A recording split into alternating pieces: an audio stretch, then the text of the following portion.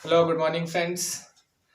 जैसा कि आप लोग जान रहे हैं कि हमारा जो लेक्चर चल रहा है केमिकल काइनेटिक्स चैप्टर 3 केमिस्ट्री का, उसका हम आज 4th लेक्चर करने जा रहे हैं। तो आशा कर रहे हैं कि आप लोग सभी अपना अपना कॉपी निकाल लिए होंगे और जल्दी से जल्दी कॉपी निकालिए, क्योंकि उस दिन मैंने 3rd लेक्चर में 20 मिनट का जो लेक्चर था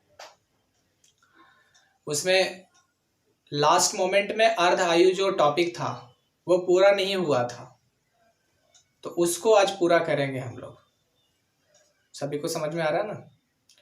जो अर्ध आयु हम लोग जो पढ़े थे पिछले कक्षा में वो अधूरा था, उसको आज हम लोग पूरा कर रहे हैं।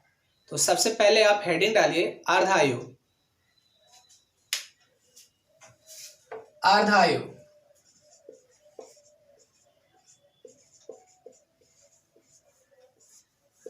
अर्ध आयु को हम लोग अंग्रेजी में हाफ लाइफ कहते हैं।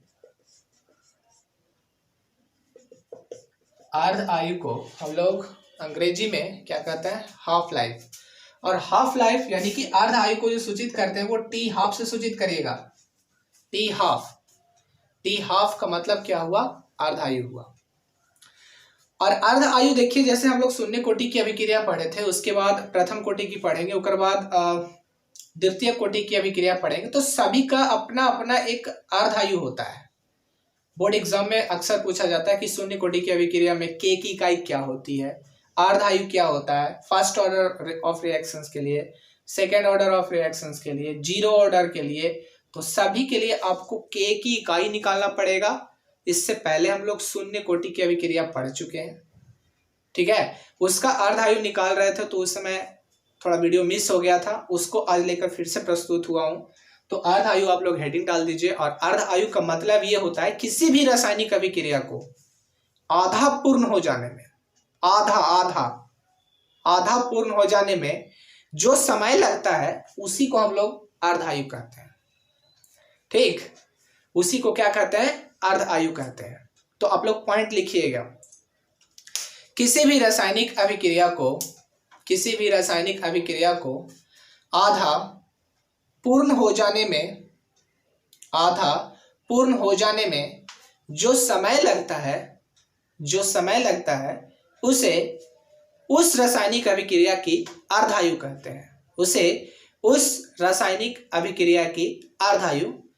हैं। ये सभी को बात क्लियर हो रहा है? और अगला पॉइंट लिखिएगा।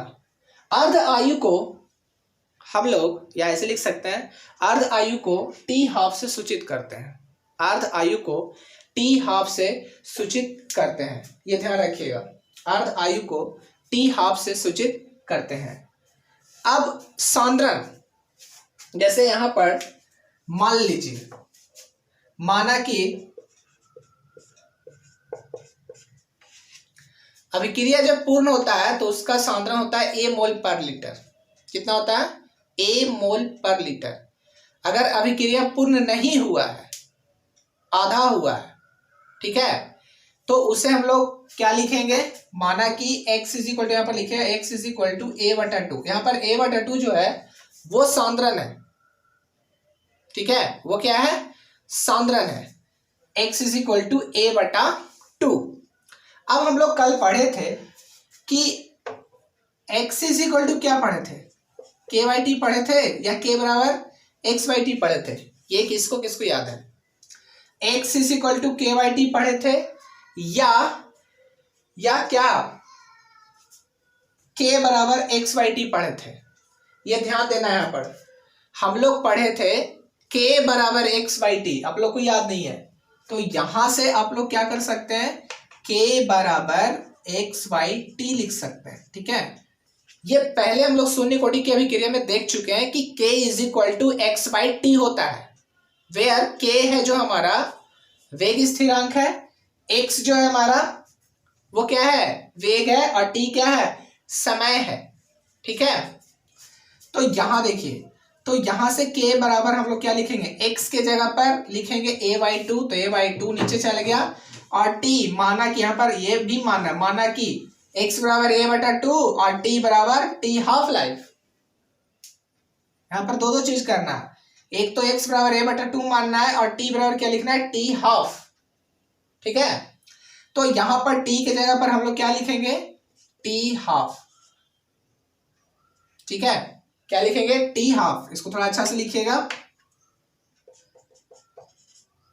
t हाफ लिख दिए। अब यहां से क्या आप कर सकते हैं, क्रॉस मल्टीप्लीकेशन। तो जब क्रॉस मल्टीप्लीकेशन करेंगे तो ये कुछ नहीं है, ये टी हाफ को के की जगह पर करना है, तो के को कहां पटकना पड़ेगा, टी हाफ की जगह पर। तो क्या लिखेंगे, T half is equal to A by, two तो पहले से है जी, टू, और के यहां लाइएगा तो यहां इसको वहां ले गए, इसको यहां ले गए, तो टी हाफ आ गया हमारा ए बाई टू के, ए बाई टू के। यही हम उस दिन वीडियो में मिस किए थे, लाइट कटने की वजह से उसे हो गया था, T half is equal to A बटा टू के लाना है। तो अगर आपसे पूछता है कि शून्य कोटि की अभिक्रिया के लिए बताइए अर्ध आयु क्या होगी, तो आप लोग फट से जवाब दीजिएगा ए बटा टू के। ए हमारा सांद्रण है और के हमारा क्या है, वेग स्थिरांक है, और टी हाफ तो पता है आप लोग को, ये क्या हमारा हाफ लाइफ है, अर्ध आयु है। ये सभी को क्लियर है। तो इसी तरह से हम लोग अब आगे बढ़ते हैं। तो अर्ध आयु आप याद रखिएगा। और एक चीज और, बहुत सारा बोर्ड एग्जाम में पूछता है कि कौन कौन सी जो रासायनिक अभिक्रिया है वो शून्य कोटि की है, ये भी बोर्ड एग्जाम में अक्सर पूछा जाता है। तो एक का दो का एग्जाम्पल हम लोग लिख लेंगे और वो याद रखेंगे कि वही अभिक्रिया जो हमारे लिए है वो क्या चीज के लिए है, शून्य कोटि की अभिक्रिया के लिए। ठीक है, तो आप एग्जाम्पल हेडिंग डाल दीजिए, शून्य कोटि की अभिक्रिया के लिए कुछ प्रमुख उदाहरण। शून्य कोटि की अभिक्रिया के लिए प्रमुख उदाहरण कौन कौन सा मेन एग्जाम्पल है वो हम लोग आज देखने वाले हैं। ठीक है, कौन कौन सा मेन एग्जाम्पल है हमारा किसका, शून्य कोटि की अभिक्रिया का, बोर्ड एग्जाम में अक्सर। और उसमें तो एक ऐसा है, ऐसा रिएक्शन है जो बार बार बोर्ड एग्जाम में रिपीट होता है, तो उसको आपको ध्यान रखना है कि वो कौन सी अभिक्रिया की कोटि की है, शून्य की है कि प्रथम कोटि की है या द्वितीय कोटि की। तो याद रखिएगा, जब H2, ध्यान से सुनिएगा, जब H2Cl2 से रिएक्शंस करता है तो 2HCl बनाता है। ठीक है, H2 जब Cl2 से रिएक्शंस करता है तो वो क्या बनाता है, 2HCl बनाता है। और यही जो अभिक्रिया है ये शून्य कोटि की अभिक्रिया कहलाती है, ये ध्यान दीजिएगा आप लोग। तो यहां आप लोग लिखिएगा कि जब H2 की अभिक्रिया Cl2 से होती है तो वह शून्य कोटि की अभिक्रिया कहलाती है, तो वह शून्य कोटि की अभिक्रिया होती है। ये सभी को क्लियर है। तो आप रिएक्शन लिख के दिखा सकते हैं इसको। किस तरह से रिएक्शंस लिख के दिखाएंगे ये हम बोर्ड पर आप लोग को दिखा रहे हैं, उसको जरा आप ध्यान से देखिएगा और गौर फरमाइएगा, कि बिना गौर फरमाइले कोई उपाय नहीं है। ध्यान दीजिएगा वीडियो को जरा। शून्य कोटि की H2 हाइड्रोजन प्लस Cl2 क्या बनेगा, 2HCl बनेगा। H2 प्लस Cl2 रिएक्शंस करके 2HCl बनेगा। यहां पर अगर इस अभिक्रिया का वेग निकालेंगे, अभिक्रिया का वेग, तो अभिक्रिया का वेग क्या पड़ा है, यहां पर देखिएगा, जो अभिकारक हमारा, अभिकारक का सांद्रण जो होता है समय के साथ क्या होते जाएगा, घटते जाएगा। और ये हमारा जो प्रतिफल है इसका सांद्रण क्या होते जाएगा, इंक्रीज होते जाएगा, मतलब बढ़ते जाएगा। इसका घटेगा और इसका क्या होगा, बढ़ेगा। तो यहाँ ध्यान दीजिएगा कि ये हमारा अभिकारक है और ये हमारा क्या है, प्रतिफल है। तो हमको वेग जब लिखना है तो वेग लिखने के लिए क्या लिखते हैं, minus of dx by dt। इसका मतलब ये हुआ कि सांद्रण जो है अभिकारक का वो क्या हो रहा है, घट रहा है। तो माइनस dx बाई dt बराबर क्या लिखेंगे, अभिकारक का जो सांद्रण पद है, अभिकारक में कौन कौन सा पद है, एक तो H2 है, N2 क्या लिखेंगे, Cl2 लिखेंगे, और इसको कुछ नहीं क्लोज ब्रैकेट के अंदर मोलर सूचांक के अंदर इसको क्या कर दीजिएगा, रख दीजिएगा, और दोनों के ऊपर क्या बैठा दीजिएगा, लड्डू बैठा दीजिएगा। इसके बाद यहां पर एक तो कांस्टेंट देना भूल गए आप लोग, कांस्टेंट देना भी जरूरी है। तो ये इसके बराबर आ गया k के बराबर, क्योंकि इन दोनों का वैल्यू कितना हो जाएगा, 1 हो जाएगा। ठीक है, H2 के power 0 1 into Cl2 power 0 1 K into 1 यानी कि K। तो ये जो अभिक्रिया हम लोग दिखाए तो यहां से हम लोग लिख सकते हैं, अतः इस अभिक्रिया की कोटि बराबर कुल कुछ लिखोगे 0 लिखना है। ये जो अभिक्रिया हमारा है H2 प्लस Cl2 से जो 2HCl जो बना, ये हम ध्यान रखिएगा। और ये जो होती है अभिक्रिया, ये भी याद रखना है, ये सूर्य की उपस्थिति में होती है भाई, ये भी याद रखना है, ठीक है। सूर्य की उपस्थिति में, in the presence of sunlight, जब सनलाइट के प्रेजेंस में जब ये रिएक्शंस होगा तब आपको हाइड्रोजन क्लोराइड गैस बनेगा। ये HCl वो वाला नहीं बन रहा है, हाइड्रोक्लोरिक अम्ल नहीं है, ध्यान दीजिएगा, ये हाइड्रोजन क्लोराइड गैस है, ठीक है, ये ध्यान दीजिएगा। और हाइड्रोजन क्लोराइड गैस वाला अगर आ जाए, आपको पूछ दे कोई कि कौन सी कोटि की अभिक्रिया है, तो चूकिएगा मत, 0 ऑर्डर ऑफ रिएक्शन है, मतलब शून्य कोटि की अभिक्रिया ये है। तो ये ध्यान दीजिएगा। और एक एग्जांपल और लिख रहे हैं, ये एग्जांपल नंबर 1 था, अब एग्जांपल नंबर 2 लिखिए। देखिए, चाहे वो प्लेटिनम रहे, प्लेटिनम का संकेत आप लोग को पता होगा क्या होता है, प्लेटिनम का संकेत Pt। चाहे वो सोना रहे, चाहे वो प्लेटिनम रहे, इन दोनों को जब अमोनिया द्वारा अपघटन कराते हैं तो ये भी रिएक्शंस जो होता है वो शून्य कोटि की अभिक्रिया होती है। तो आप लोग लिखिएगा, जब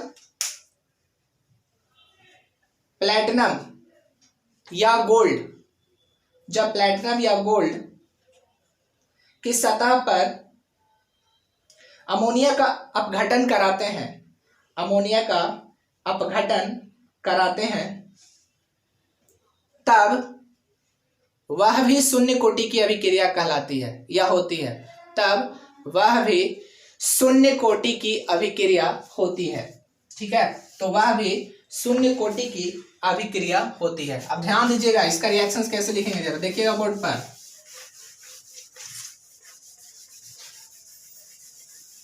तब वह शून्य कोटि की अभिक्रिया होती है। यहां पर देखिएगा, NH3 को अपघटन करा रहा है, किसकी उपस्थिति में, Pt की उपस्थिति में, ठीक है। NH3 को हम लोग किसकी उपस्थिति में करा रहे हैं, Pt भी ले सकते हैं, जरूरी नहीं है Pt ले, बोले हैं Pt और साथ में सोना भी बोले हैं, Pt भी बोले हैं और सोना भी बोले हैं। तो जब इसको अब करवाइएगा तो ये N2 प्लस 3H2 में टूट जाता है, ठीक है। यहाँ पर नाइट्रोजन कितना है, 2 है, तो इधर कितना लगाना पड़ेगा, 2, हाइड्रोजन आर 6, 3 दूनी 6 और 3 2 जा 6, तो 6 हाइड्रोजन इधर भी है, 6 हाइड्रोजन इधर भी है, 2 नाइट्रोजन आर ऑल्सो हियर। तो यहां पर देखेंगे, यहां पर अगर हम लोग वेग निकालते हैं तो क्या लिखेंगे, -dx/dt इज इक्वल टू क्या लिख सकते हैं बताइए आप, -dx/dt इज इक्वल टू कुछ नहीं K इंटू NH3, और NH3 के पावर में क्या लिखेंगे भाई 0, तो इज इक्वल टू K आ गया, तो लिखेंगे अतः इस अभिक्रिया की जो कोटि होने वाली है वो किसके बराबर है, 0 के बराबर है। ये सभी को क्लियर है। तो यहां पर 2 चीज हम लोग देख लिए, यहां पर लिखिएगा एग्जांपल 2 में कि जब Pt या सोना को हम लोग क्या लिखते हैं, Au लिखते हैं, जब Pt या Au को NH3 के ऊपर अपघटन कराते हैं तो वह अभिक्रिया शून्य कोटि की होती है, तो वह अभिक्रिया भी शून्य कोटि की होती है। ये ध्यान दीजिएगा आप लोग, समझ में आया। तो वो भी अभिक्रिया जो होगी वो किसकी होगी, शून्य कोटि की अभिक्रिया होगी। तो आशा कर रहे होंगे कि आप लोग को सभी को समझ में आ रहा होगा। तो ये दोनों एग्जाम्पल है जो मोस्ट इंपॉर्टेंट है। इन दोनों एग्जाम्पल को सबसे ज्यादा तो फर्स्ट वाला जो सूर्य की उपस्थिति में H2 जब Cl2 से रिएक्शंस किया था वो बहुत इंपॉर्टेंट है, तो उसको जरा आप ध्यान से करिएगा। उसके बाद वो जो समझ में आ जाए तो ये भी आप लोग देख लीजिएगा अच्छा से, ठीक है। अब हम लोग आज आगे बढ़ते हैं, और आगे बढ़ते हैं जैसे हम लोग शून्य कोटि की पढ़े, एक व्यंजक प्राप्त किए थे ना, उसी तरह से अब हम लोग प्रथम कोटि की अभिक्रिया पढ़ने जा रहे हैं। और प्रथम कोटि की अभिक्रिया आज देख लेंगे, और उसमें भी अर्धायु होता है वो भी देखेंगे। लेकिन सबसे पहले ये ध्यान देंगे कि आप लोग हेडिंग क्या दीजिएगा। आप लोग हेडिंग दीजिए प्रथम कोटि की अभिक्रिया। हेडिंग डाल दीजिए प्रथम कोटि की अभिक्रिया।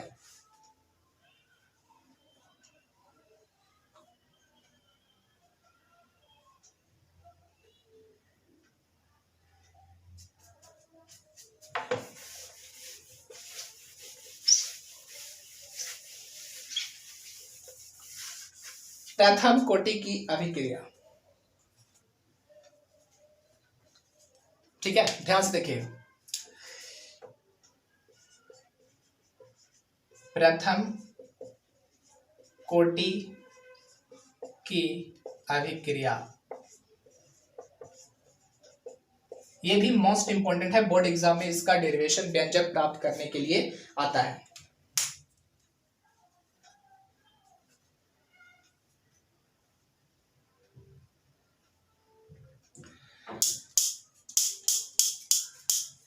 ध्यान से देखिएगा, प्रथम कोटि की अभिक्रिया, जिस तरह से हम लोग शून्य कोटि की पढ़े थे उस तरह से हम लोग आज अब देखेंगे प्रथम कोटि की अभिक्रिया। प्रथम कोटि की अभिक्रिया में क्या है, जो भी अभिक्रिया का वेग होगा एक ही पद में परिवर्तन अगर हो जाता है तो उस तरह की अभिक्रिया को हम लोग क्या कहेंगे, प्रथम कोटि की अभिक्रिया कहेंगे। इसको समझने के लिए हम चलते हैं, जैसे शून्य कोटि की अभिक्रिया पहले समझे थे उसी तरह से सेम प्रोसेस से इसको भी समझेंगे। ध्यान दीजिएगा,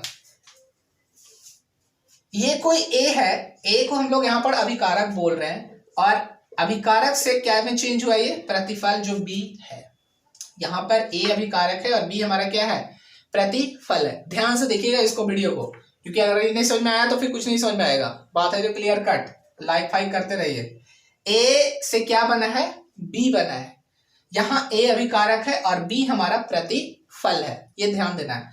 अब क्या है कि जब t इज इक्वल टू 0 समय पर, t इज इक्वल टू जब रिएक्शन स्टार्ट नहीं हुआ था, जब अभिक्रिया शुरू नहीं हुई थी, उस समय A का जो सांद्रण था वो कितना था, A मोल पर लीटर था। ये ध्यान दीजिएगा, A का सांद्रण कितना था, A मोल पर लीटर।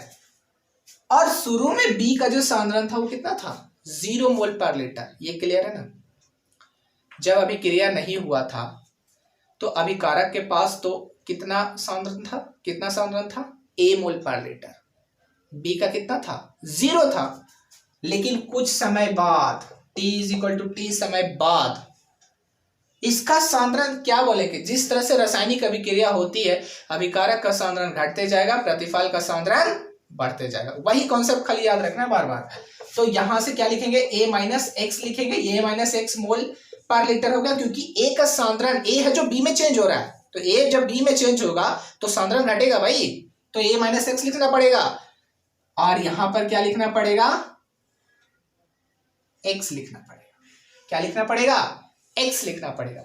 ये कितनों लोगों को समझ में नहीं आया, ये कितने लोगों को समझ में नहीं आया, ठीक है, आ गया होगा हमारे हिसाब से। तो यहां पर ध्यान दीजिए कि इसका हम लोग क्या निकालेंगे, अब बेग निकालेंगे। क्या निकालेंगे, बेग निकालेंगे समय के साथ, dx by dt। जिस तरह से उसमें करते थे जस्ट इसमें भी उसी तरह से करेंगे, क्योंकि करने के लिए आप लोग सभी लोग को पता है किस तरह से किया जाता है, ठीक है।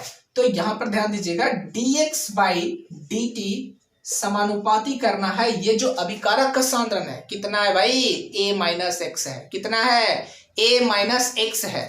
तो a माइनस एक्स को यहां पर लिख दो। और कौन सा कोटि पढ़ रहे हैं हम लोग, प्रथम, तो यहाँ ऊपर क्या लिखेंगे, 1। जैसे इसके पिछले में हम लोग शून्य कोटि की अभिक्रिया पढ़े थे तो वहां पर हम लोग 0 लिखते थे, लेकिन यहां हम लोग पढ़ रहे हैं प्रथम कोटि की अभिक्रिया, तो यहां क्या लिखेंगे, 1 लिखेंगे। तो जब यहाँ 1 लिख दिए हो गया काम अपना खल्लास। तो यहाँ पर क्या लिखेंगे, dx by dt।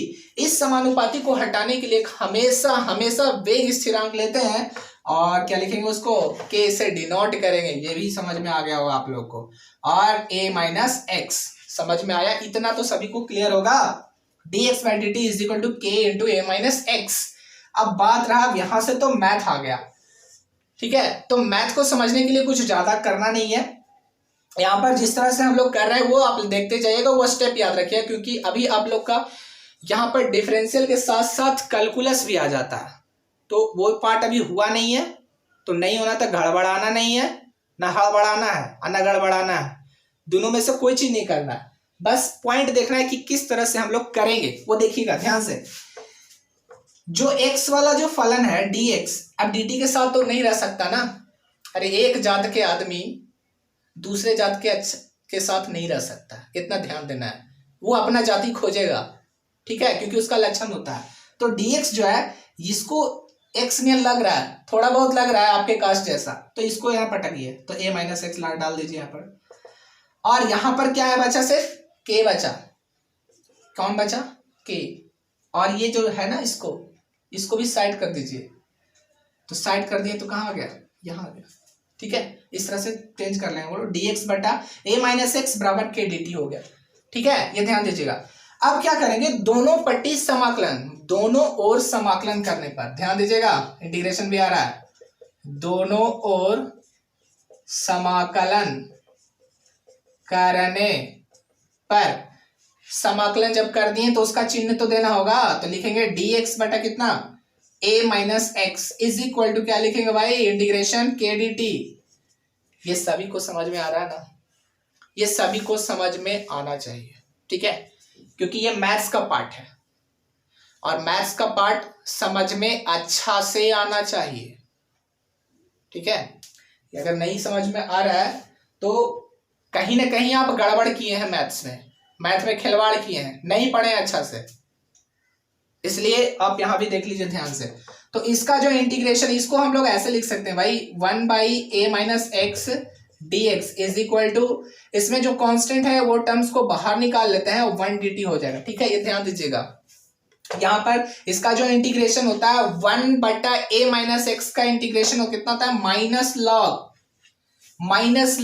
a minus x होता है, ठीक है, माइनस लॉग कितना होता है, a माइनस एक्स होता है, बराबर k, यहाँ पर फंक्शन कौन है, कौन फलन है, t, तो t होगा, और प्लस क्या लगाओगे, c जो है समाकलन स्थिरांक है, जहां यहाँ पर लिख लो भाई, किसी को पता नहीं हो सकता, c बराबर समाकलन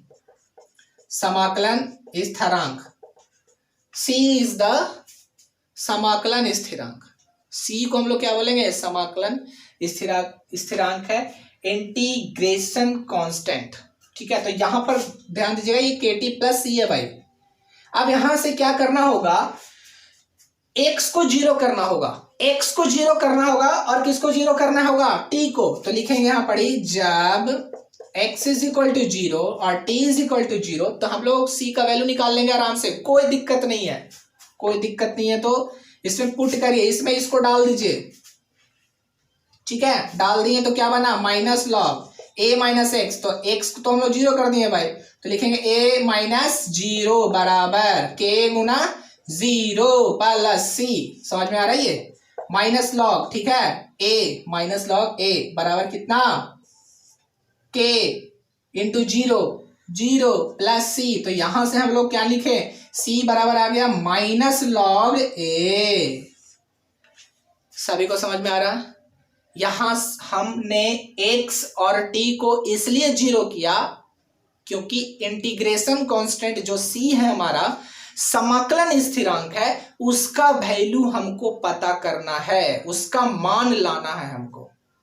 तो कैसे हो आएगा, तो x को जीरो कर दीजिए, t को जीरो कर दीजिए, c अपने आप उसका मान लेके आ जाएगा। तो c बराबर कितना आया, माइनस लॉग ए, c बराबर कितना आया, माइनस लॉग ए। अब देखिएगा इसके आगे क्या कैसे करेंगे, जो जरा ध्यान से दीजिएगा, आप लोग इंटीग्रेशन करने में तो एक्सपर्ट है ही है, बाकी चीजों में भी एक्सपर्ट होंगे हमारे हिसाब से, तो जरा देखिएगा ध्यान से। यहाँ पर c बराबर इतना, तो इसको क्या करेंगे, इसको हम लोग क्या करते हैं ना कि इसको समीकरण 1 मान लेते हैं, तो ज्यादा आसान होगा। तो लिखेंगे minus log a minus x बराबर kt प्लस c, ध्यान दीजिएगा, kt प्लस c, ये सभी को समझ में आ रहा है। अब c का जो वैल्यू है ना वो उसको डाल दीजिए, तो लिखिएगा c के जगह पर हम लोग क्या रखेंगे, माइनस लॉग a, तो यहां पर देखिएगा minus log a minus x बराबर kt, अब माइनस क्या होगा, लॉग a, ये क्लियर है। अब लॉग a को एने लाइए, लॉग a ने ले आए, और यहाँ पर क्या है माइनस में, तो minus log a minus x है बराबर उधर क्या बचा, के टी बचा। ये सभी को समझ में आ रहा है ना? अच्छा से देखिएगा, ध्यान से देखिएगा। आप पढ़े होंगे बोर्ड एग्जाम 8वीं कक्षा में पढ़ा जाता है लॉग का प्रॉपर्टी। तो लॉग ए माइनस बी, लॉग ए माइनस लॉग बी क्या होता है? कुछ नहीं होता है भाई, लॉग ए बटा बी होता है। ध्यान दीजिएगा। तो लॉग ए तो है ए भाई, अब बी कौन है? ए माइनस एक्स है। ये ध्यान दीजिएगा बराबर क्या होगा? के टी। समझ में आ रहा है या नहीं आ रहा है? समझ में आ रहा है तो ध्यान दीजिएगा। यहाँ पर लॉग ए बटा ए माइनस एक्स हो गया बराबर क्या आया? के इंटू टी। अब यहां से हम लोग क्या करेंगे कि वैल्यू निकालेंगे। किसका वैल्यू निकालेंगे? के का वैल्यू निकालेंगे। ये सभी को समझ में आ रहा है या नहीं आ रहा है? ध्यान दीजिएगा। यहां पर सभी लोग उतारिए जल्दी जल्दी, ठीक है। अब यहां से क्या करते, कुछ नहीं करिए, ये टी को है ना जो आप उधर इधर ऐसे ऐसे कर सकते हैं ना, इसको के टी बराबर ऐसे तो लिख सकते हैं लॉग ए बटा ए माइनस एक्स लिख सकते हैं इसको, ध्यान से, ठीक है। अब क्या करेंगे कि यहां से के बराबर वैल्यू निकालेंगे तो ये टी कहां चल जाएगा? यहां पर आ जाएगा इधर भागा में, तो लिखेंगे 1/t इंटू लॉग ए बटा कितना? ए माइनस एक्स, ठीक है। ये ध्यान दीजिएगा, इतना लिखिए जल्दी।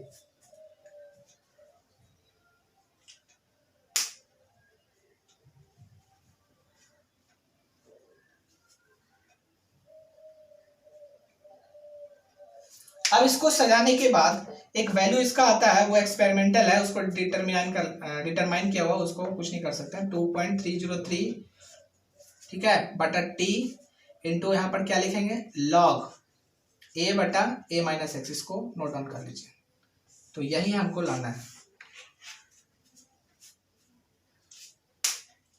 ठीक है। या फिर बोल सकते हैं 2.303 बटा टी इंटू लॉग ए बटा ए माइनस एक्स।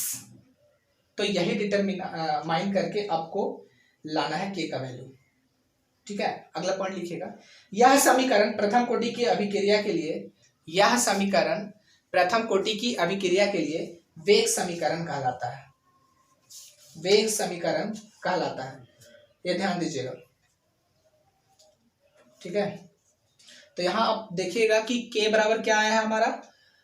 2.303 बटा टी इंटू लॉग ए बटा ए माइनस एक्स, ठीक है। ये ध्यान दीजिएगा, ए बटा ए माइनस एक्स। अब यहाँ पर इसका जल्दी से जल्दी हम लोग आज के वीडियो में एक चीज और देख लेते हैं, क्योंकि अभी हमारे पास समय है, तो समय को यूटिलाइज कीजिए। तो बिना यूटिलाइज के लिए कोई उपाय नहीं है आप लोग के पास। आशा कर रहे हूँ कि आप लोग अच्छा तरीका से पढ़ रहे होंगे इसको और खूब मजे के साथ।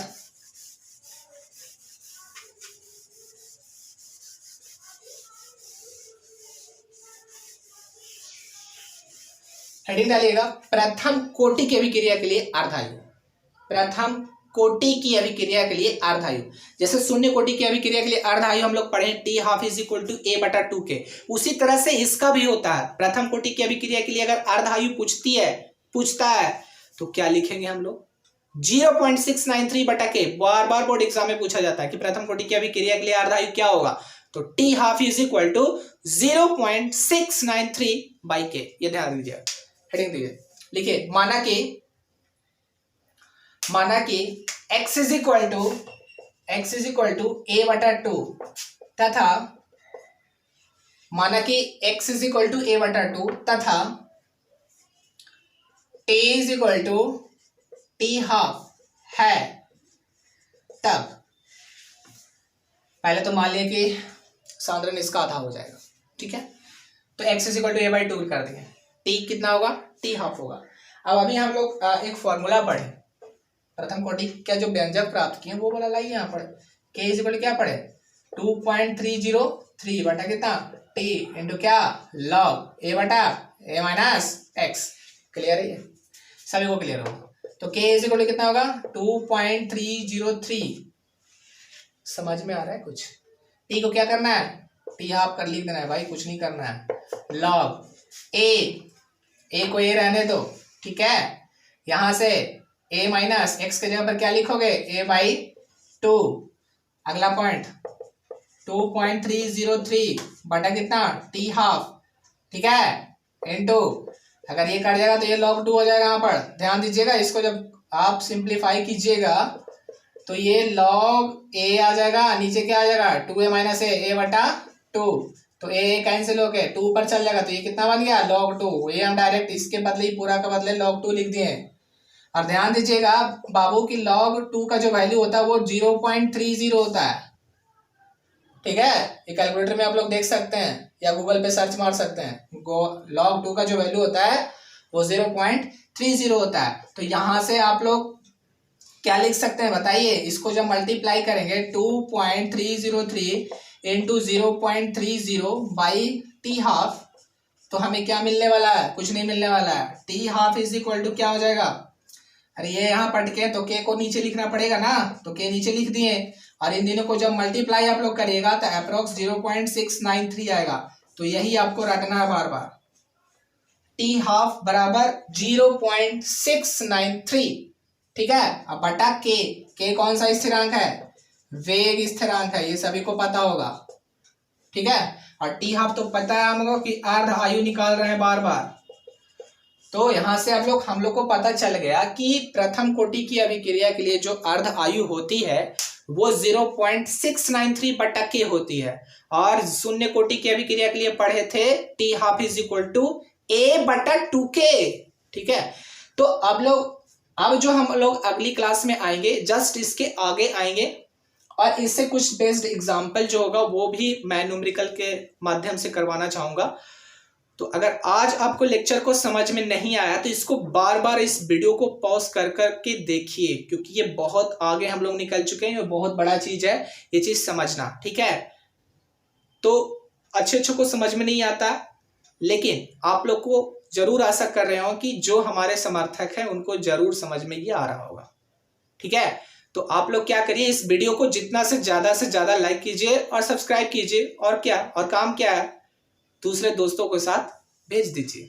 ठीक है, तो अब अलविदा लेते हैं, अब अगले वीडियो में प्रस्तुत होंगे कुछ नई जानकारियां के साथ। ठीक है, तो इजाजत दें हमें, धन्यवाद, जय हिंद, जय भारत, थैंक यू।